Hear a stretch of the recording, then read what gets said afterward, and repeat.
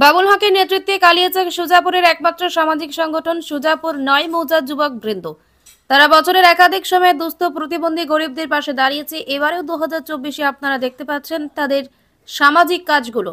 এলাকার master doctor গরিব দরদিরাও এগিয়ে এসেছে তাদের সাথে।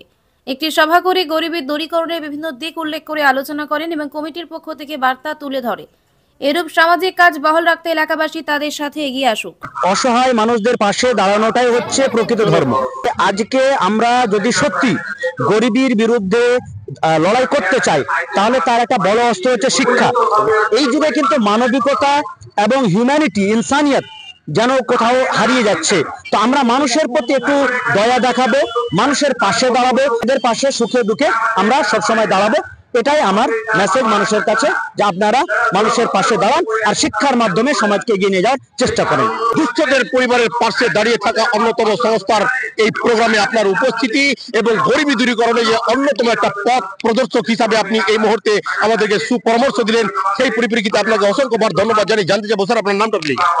আমি ডক্টর ওয়ালিউল্লাহ, আমি শামসি কলেজের প্রফেসর। জেলার সুজাপুর হাতিমারি মাঠ থেকে সরাসরি আপনাদের সামনে একটি রিপোর্ট তুলে ধরার চেষ্টা করছি। গত গরমের সময় মশারি বিতরণ করেছে, আজকের প্রোগ্রামে শীত বস্ত্র বিতরণ এবং কিছু সামাজিক ইস্যু নিয়ে কথা হলো, শিক্ষার সমস্যা নিয়ে কথা হলো। সবার উচিত তাদেরকে সর্বতভাবে সাহায্য করা।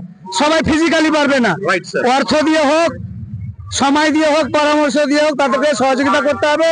এবং নয় মৌজার বুকে এরকম প্রতিষ্ঠিত কোনো সোশ্যাল সংস্থা নেই, এনজিও নেই, এটাকে শক্তিশালী এনজিও করে গড়ে তুলতে হবে। থ্যাংক ইউ স্যার, আপনার নামটা বলবেন। আমি ফারুক হোসেন।